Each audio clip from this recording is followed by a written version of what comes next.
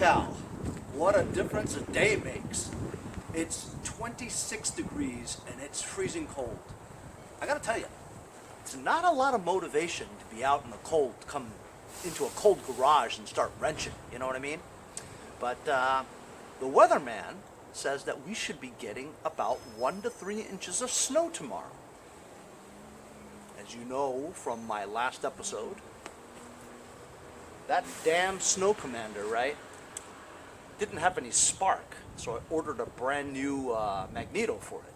As soon as I was taking the top part off and getting ready to swap it out, I decided I'm just going to check for spark again. Sure enough, there was spark and it fired right up. So I just don't get it, right? And then yesterday, after I messed with that other snowblower, the Craftsman, right, I just, for shits and giggles, I just tried to start it again, wouldn't start. So I suspect that it's that problem again. So I'm not sure whether or not the weather has anything to do with the magneto not working, you know what I mean? Because when it did work, it was on a warmer day. When it didn't work, it was on a very cold day. But then on the same token, there's that ground kill wire that goes from the magneto to the engine block, maybe bypassed by a switch, which is what that is. Maybe the ground is no good, or maybe the switch is no good. So that might be the issue. Either way, I'm dreading it, but I'm going to go and figure out why, just in case some crazy nut wants to buy this today before the snow comes tomorrow, which I doubt. But you always have to, I mean, this is next. It's not working, so I got to get it to work. And I do have the magneto, brand new one, never used it. But man, oh man, is it cold.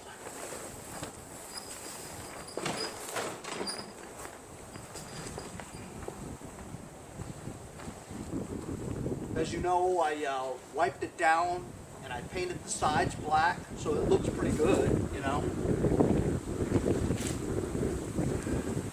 Switch off, on, off, on, off, on, off, on, off, on, off, on. No joke. Right. Holy shit.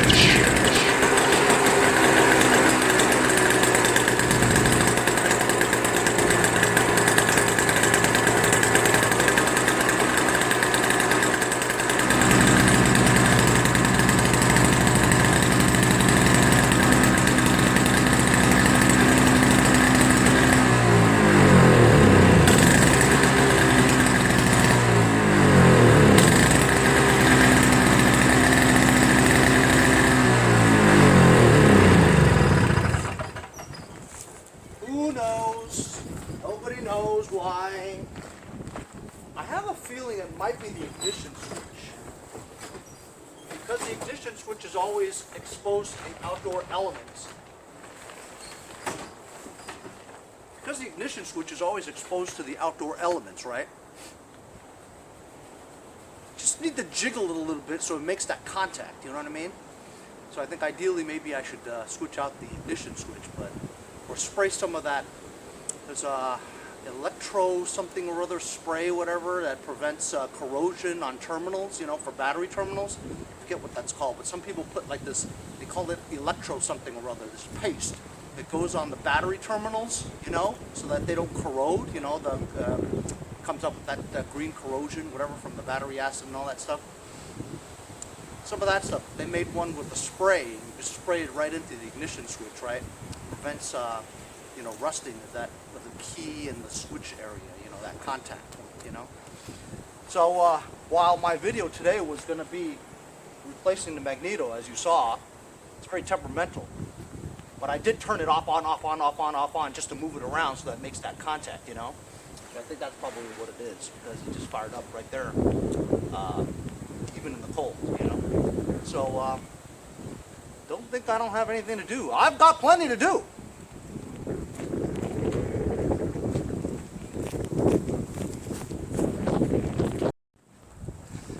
So of course I've got a multitude of tractors, more tractors than I want actually. Runs,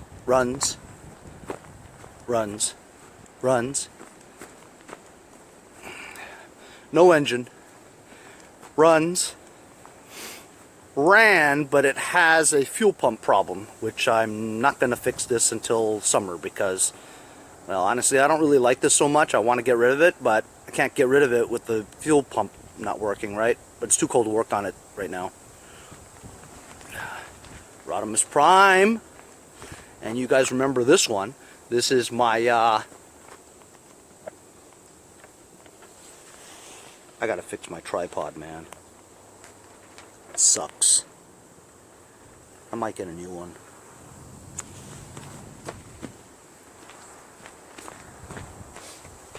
This is the head scratcher engine.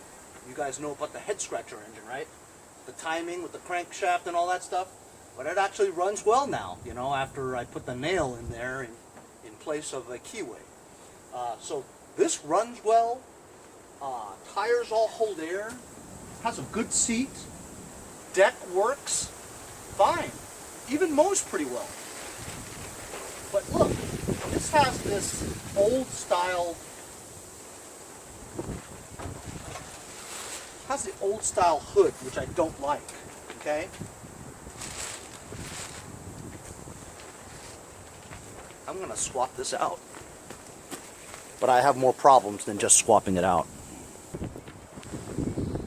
So the square one, while it works and everything, it makes the tractor look very old.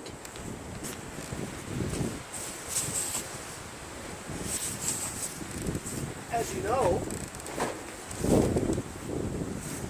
I got this round one here, the more modern hood, right, with the lights and all, from Jesse. It was part of that yellow MTD Cub Cadet tractor that I got that had the single cylinder flathead engine in it that I got to run, but then the next day I blew it, connecting rod came right out, and then I stripped the engine, and now that damn thing has no engine in it. And yes, I actually paid 40 bucks for it. Crazy, right? I'll never pay for anything ever again because of stuff that happens like that. You know, I have more luck when I just get them for free. And when I get something for free, right, and if it blows up on me, it's no loss because I didn't pay for it, right? But when you pay for something and it blows up like that, you feel like you got shafted, you know what I'm saying? It's not a good feeling at all. So, I mean, I'm not saying that I didn't get a good deal out of it. It's still a decent tractor, you know, with a mowing deck, and gave me the hood too. You know, it has a good seat and everything. So, some people would pay 40 bucks for just that seat, you know? And I'll probably make all my money back easily just from selling some parts off of that engine, you know? But I don't plan on selling the parts off that engine because I get a lot of those engines, you know, the flatheads, 12, 13 horsepower engines, and all those parts are interchangeable, and I know that one day I'm going to need something from there to rebuild another engine, you know. So I seldom sell my engine parts because I know someday I'm going to need it, you know, and then I end up, you know, if you sell it, I end up buying it again in the future for more, you know. So anyway, as you know, I got this through that deal too, you know, 40 bucks for the tractor as well as this hood. He also gave me the fender too, because it was in good condition, I took it, you know. Anyway, even though this looks good and I want to put this on there, I can't put it on right now. You know why? I'll tell you why. First of all, there's a bad crack here. Really bad. So I'm going to have to do some kind of fabricating to get that crack fixed. But it's not just a crack. It's not just this crack here. I mean, I could just, with this crack, I could just put crazy glue in between here, right?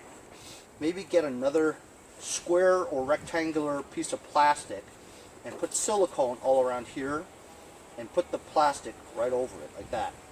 That's the best way to do it. I mean, even though this is an area where the point is very, you're moving this area around a lot, you know, so it could just snap again and break. So I could put some self-tapping screws in there, but these screws will stick out on that side and it looks ugly, you know, but you gotta do what you gotta do. I'm trying to figure out how this works, you see. I don't know how, this is supposed to be like that. I mean, I think this might be bent a little bit, is what it looks like. You know what I mean? This is not supposed to be turned in like that. You know, so I know that this is bent. Or like this.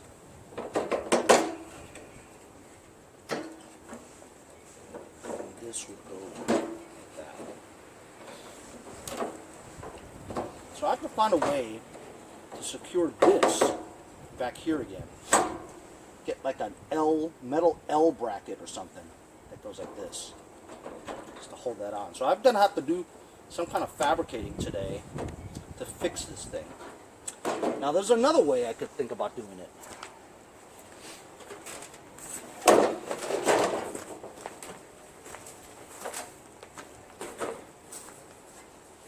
This bracket is a little different, but this would work. You know, this is the bracket off of the tractor, right? I could just take this bracket off. It looks like it's welded on here though, but I could take this bracket off, right? And try to place it onto this. It doesn't look like, I mean, they're nothing close alike, you know, they don't look alike at all, so it'll be difficult to mount it, I think. And also with the angle and stuff, I don't think that would work. But I'm going to bring both of these into the garage and turn on my kerosene heater because it's just way too cold today. And I'm just going to try to fix a cracked hood is what I'm doing. So I'm in my garage now. I'm going to fire up my kerosene heater. I think my connecting rods came for my opposed twin Briggs, making two busted engines into one good one.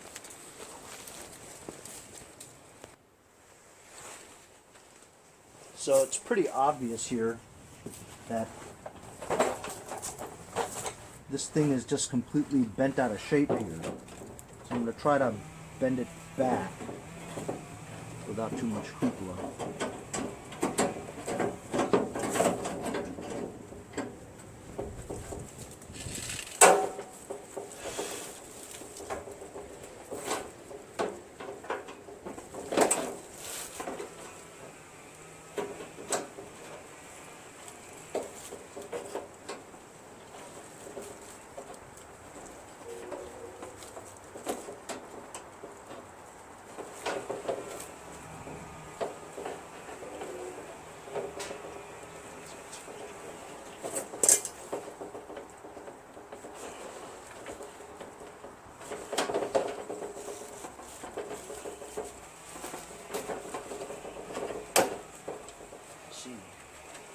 It's supposed to be like that.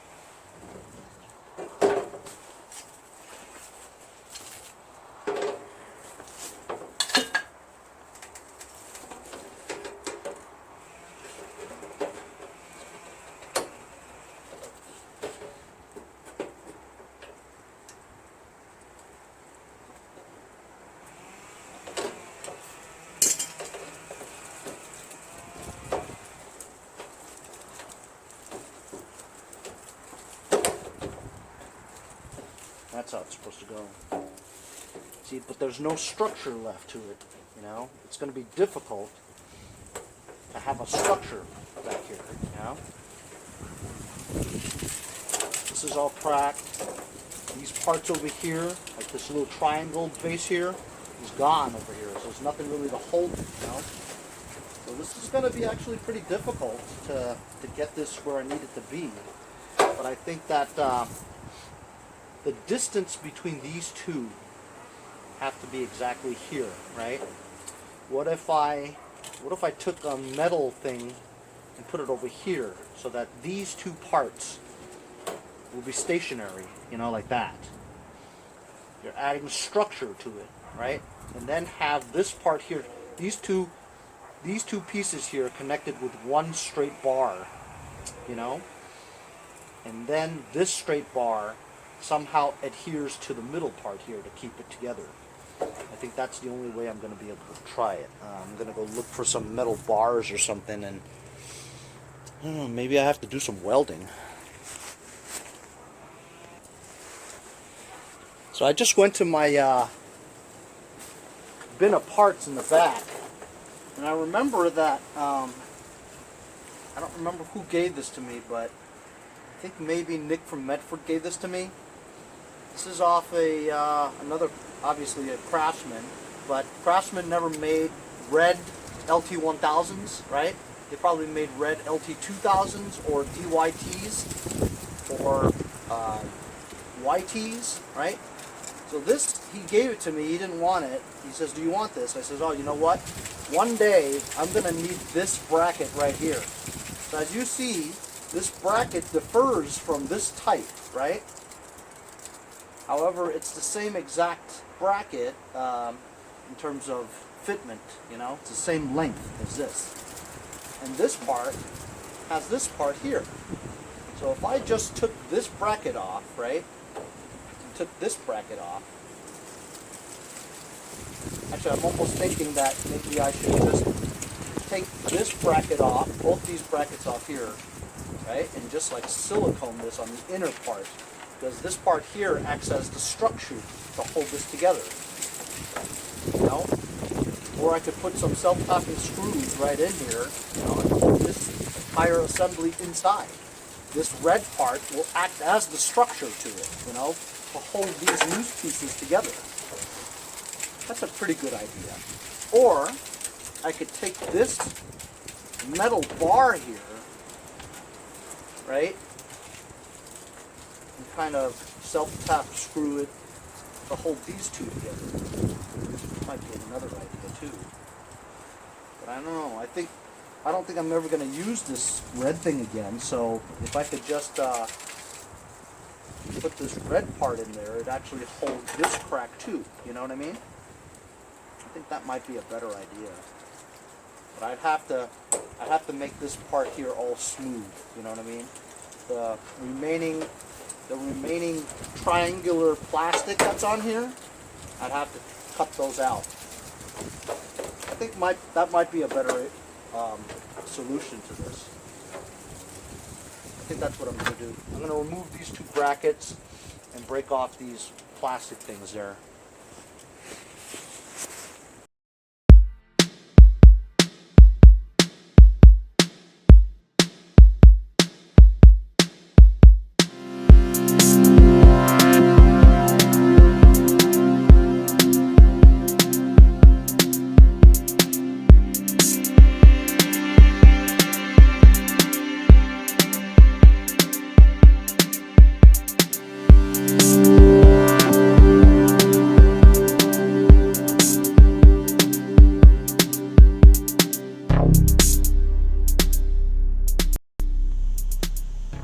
So, it's definitely not pretty, but I'll tell you what, I think it's going to work out.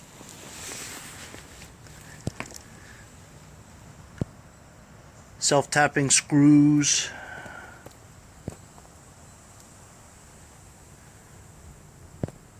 Piece of wood in there.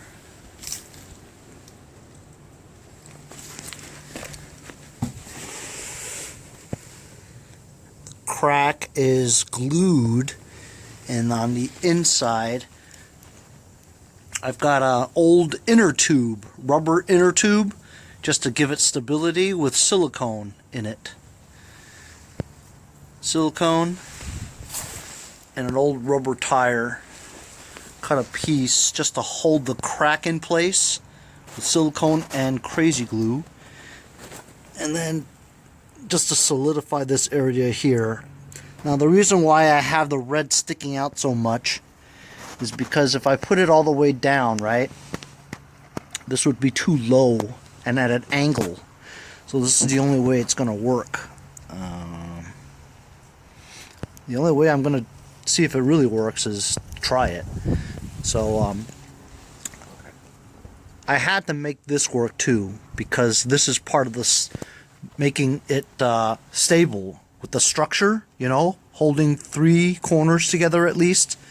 1, 2, 3, you know. If these two weren't attached, it would wobble. So I think this might work. I'm going to go try it now. So I think I did more work than the average Joe would have done to get this to work. But when I'm determined, I want to do it. It's kind of fun to, you know, kind of see if you can do something, you know. Please, please line up. Oh, it does line up.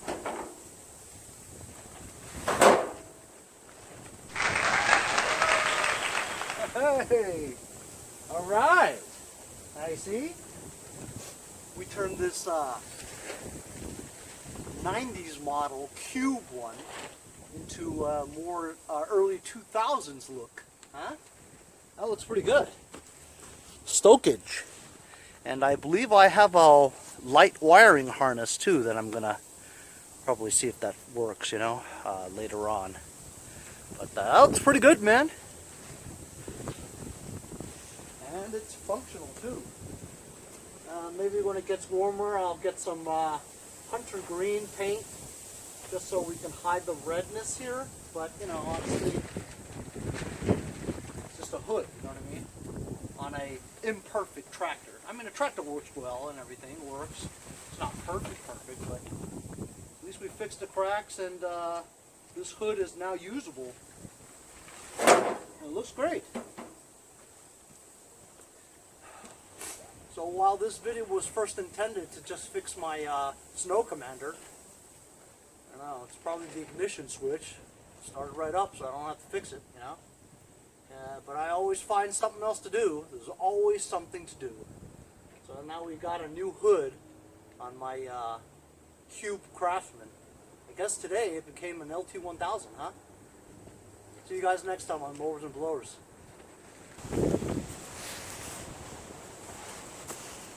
I don't love self-tapping screws. This is me disappearing into the sunset.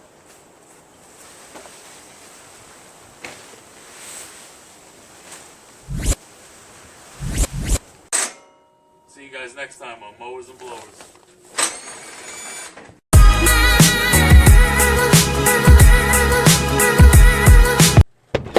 Hey guys, support my channel, buy a sticker. Also follow me on Instagram at Mowers Blowers. Check out my website, mowersblowers.com.